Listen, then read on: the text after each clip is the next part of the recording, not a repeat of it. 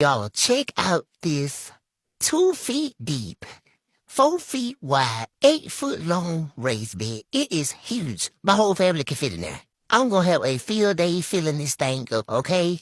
Twigs, cardboard boxes, you name it. Leaves.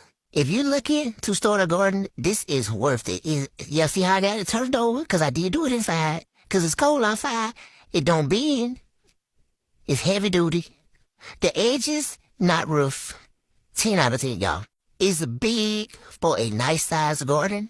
Okay, I don't even know what's like. I'm just speechless. I didn't know it was this big.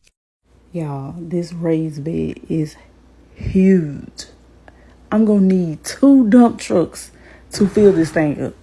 Like, you can get about 5 bodies in here. It is huge. If you're trying to start a garden, this is all you need. It's just one of these. You can do a variety of everything in here, y'all. I don't even know how I'm gonna get it out the door.